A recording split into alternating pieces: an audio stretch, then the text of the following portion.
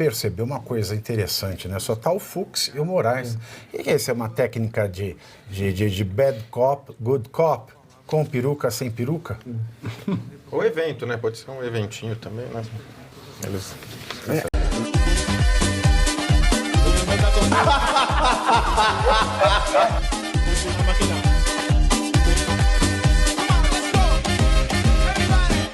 Com certeza. E você trouxe uma fala precisa nesse sentido também, trazendo uma grande reflexão, porque o que a gente está assistindo, as ilações que estão sendo faladas nesse depoimento e sustentadas, né, de uma forma até que os ministros, eles fazem a pergunta já dando o tom para o delator. Então, ele já vai mais coagido, ele já está sob pressão, ele já está sob ameaça. E ainda tem esse tom, um tom até uma intimidação velada, e que acaba fazendo com que essas incongruências, essa forma não clara, não cristalina na hora de se responder, gerando essa dubiedade. Mas o que eu quero aqui destacar é que eu achei a fala do delator muito mais clara. Eu acho que a gente tinha as inúmeras versões. Eu acho que nesse sentido está ficando cada vez mais claro que a versão dele não se sustenta e que quando chegar a vez do Bolsonaro, o antepenúltimo, a ser ouvido, a verdade vai ficar cristalina e esse processo não vai se sustentar. Mas ele já não se sustenta, lembrando disso, é a minha percepção. Mas agora é público, o show é público. Antes era em 4 paredes, a gente não sabia o que estava acontecendo, agora não. Todo o Brasil está acompanhando. A admissibilidade também foi pública, né? O show das nulidades. Agora, o Arthur ele percebeu uma coisa interessante, né? Só tá o Fux e o Moraes. E que isso é uma técnica de bad cop, good cop, com peruca, sem peruca? Ou evento, né? Pode ser um eventinho também, né? Eles... não sei onde estarão. Onde eles estão, né? Não é o trabalho deles estar ali. Onde estará o ministro Reborn? Onde atestado, será? Com medo de deixar o registro deles para a história, disso que a Janaína trouxe, porque o que está evidente aí... Mas o Fux está tentando, né? Limpar a biografia. Mas fica bem evidente ali. Ou seja, eles fazem a pergunta e dizendo as respostas que querem ter. Será que é porque o Fux foi o único que abriu alguma divergência? Porque o Dino daria um certo peso a essa sessão. Ele traria um peso e também fica esquisito, né? Eles participaram, agora não participam. O Alexandre, ele participou da delação, né? Da audiência da delação, que não poderia. Agora participa ali da admissibilidade, participa do julgamento, participa de absolutamente tudo e vão chancelando, né? Mídia, juristas, mainstream, tá tudo certo, tá tudo ok, mentindo para os alunos, mentindo para os seus ouvintes. Olha o Paulo Gonet. Só uma pergunta, Pavinato. Não deveria ser o Paulo Gonet, que é o cara, que é o acusador, que deveria estar fazendo a porcaria dessas perguntas? Não, o juiz pode tudo. Esse juiz, Moraes né? pode tudo. O Alexandre de Moraes pode tudo. Deveria existir uma ordem, né?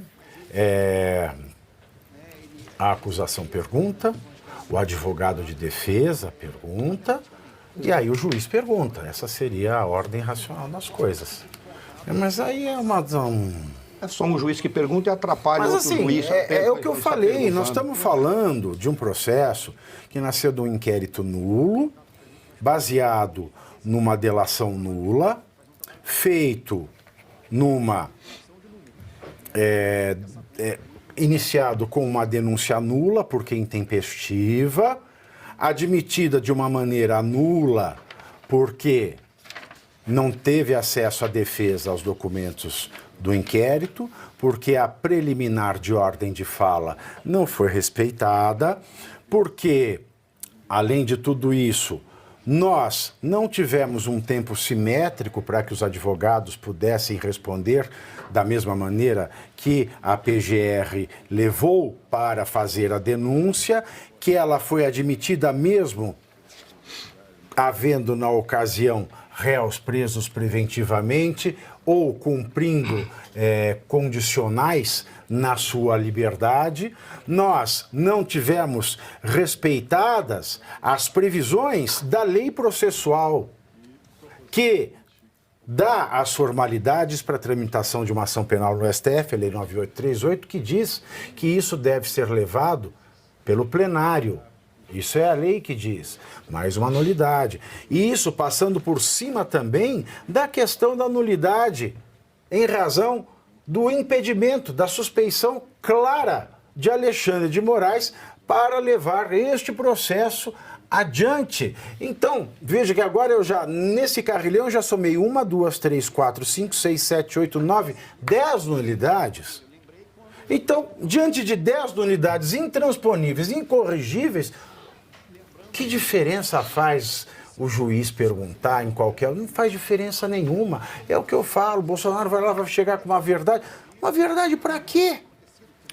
A expectativa deles, Vivi, era que, com toda essa narrativa que foi construída, era enfraquecer a direita. E é exatamente o que não está acontecendo. Desde 2016, eu lembro o renascimento da direita no Brasil e que vem cada vez mais crescendo e se consolidando, né? As pessoas que eram tímidas, né? A pessoa de direita tímida, ou aquela que se contentava com o PSDB. Então, hoje, a gente não tem mais esse cenário. A gente tem uma direita forte, consolidada, embora perseguida. A gente tem essa direita. E a expectativa é que, como eles viram a esquerda serem derretidas ao longo desse processo, até o nascimento dessa direita forte, de que isso aconteceria com a nossa... Só que está acontecendo exatamente o contrário. As pessoas estão cada vez mais convictas de tudo o que está acontecendo. Então, é completamente diferente a situação, né, de um Bolsonaro indo depor, porque muitas vezes o que acontece é um sentimento de revanchismo. O que a gente percebe é um sentimento de revanchismo, que não vai prosperar. Porque o Bolsonaro, ele chega apoiado pela população e por uma direita forte que não está se curvando. Embora tenha esses golpes baixos de ameaça, intimidação, mas a gente tem todo um apoio popular que sustenta e que dá força para que ele chegue no seu depoimento com a verdade do seu lado e todas essas nulidades sendo apontadas de uma forma em que todos os brasileiros terão acesso. Porque todo esse conjunto de nulidades não chega ao conhecimento do brasileiro médio. Não chega. Muitos, infelizmente, né, porque acabaram com a educação do nosso país, né, o que de fato é relevante e importante, né, se discute mais política do que português e matemática em sala de aula. Então, é muito mais importante transformar aquele aluno numa massa de manobra da esquerda do que muitas vezes fazê-lo pensar para levar o nosso país à frente. Então, é importante que a gente veja o que o Bolsonaro representou. Ele popularizou a informação, ele quebrou as mídias tradicionais e estabeleceu um novo vínculo de diálogo com a população. E o depoimento dele vai ser isso. O depoimento dele, mais uma vez, é como, sem querer lacrar, sem querer agredir ninguém, você viu? Ele já deu como vai ser. Eu vou levar a verdade.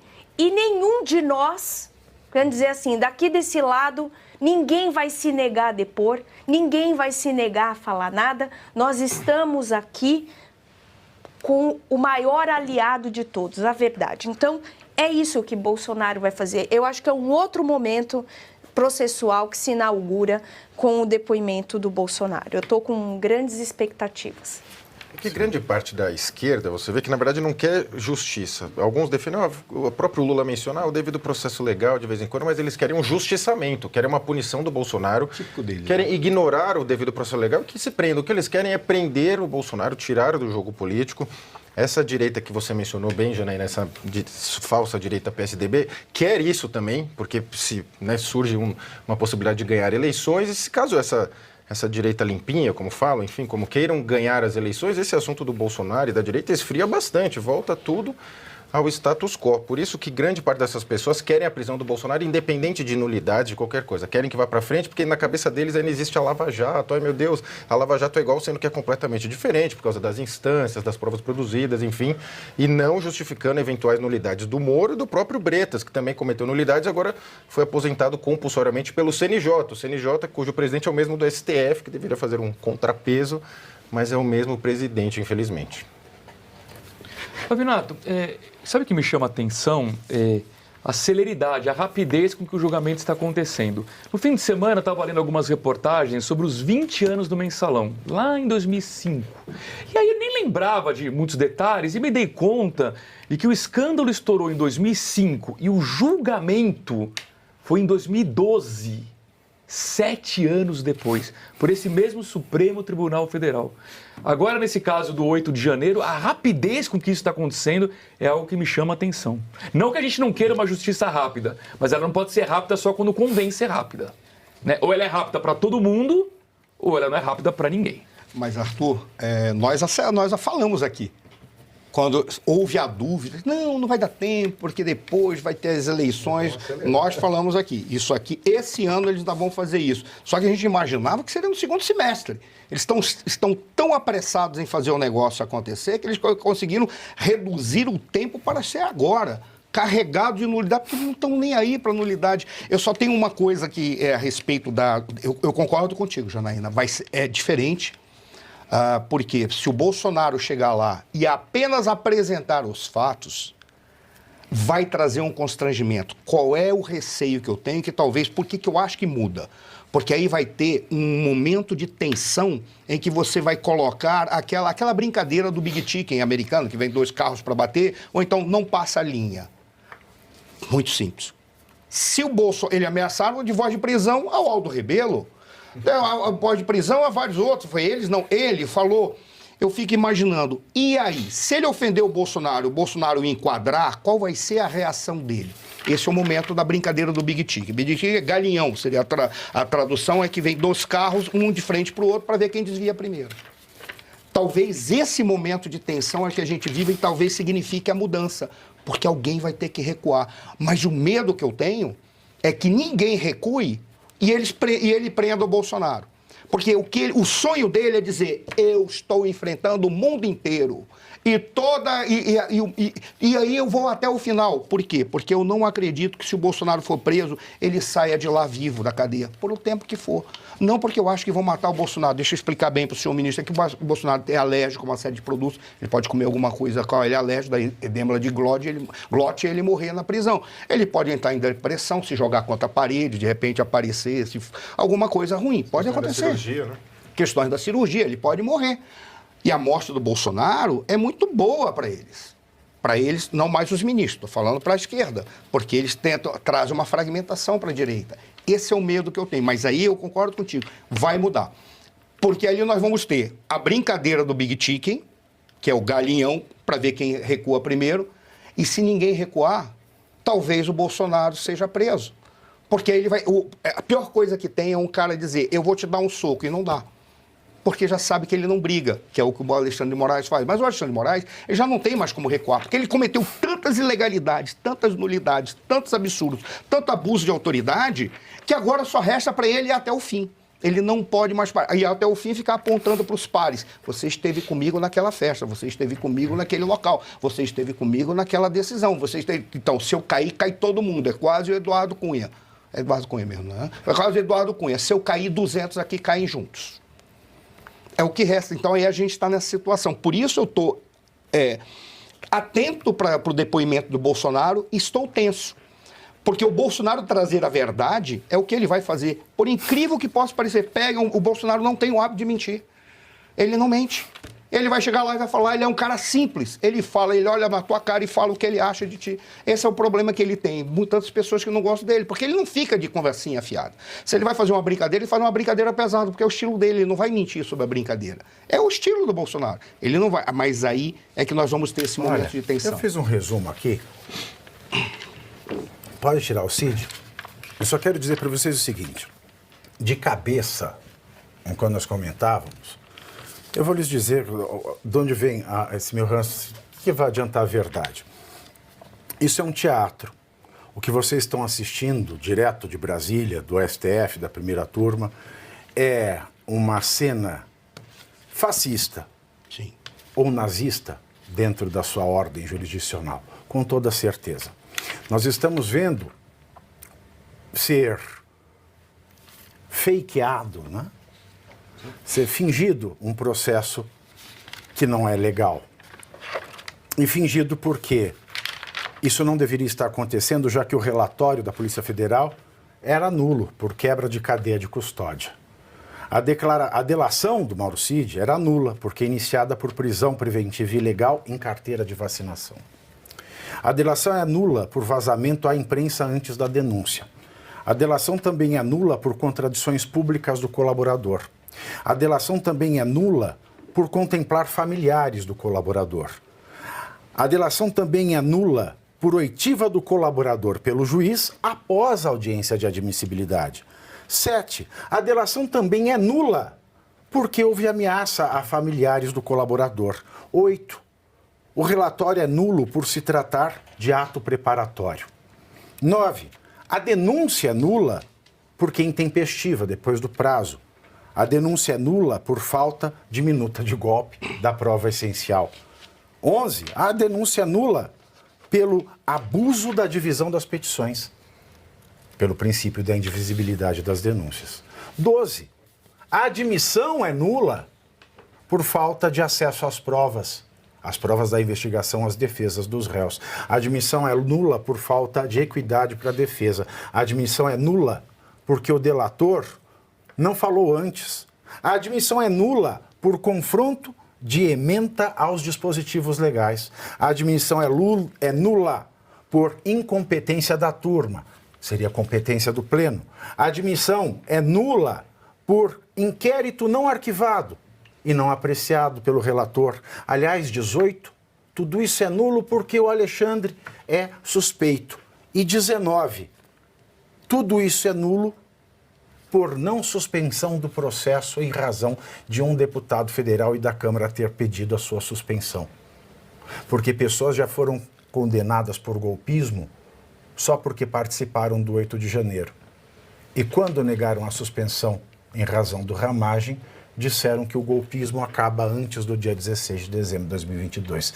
Então eu trago aqui 19 motivos pelos quais isto tudo é um teatro fascista. Eu volto daqui a um minuto. Você está cansado de tomar 10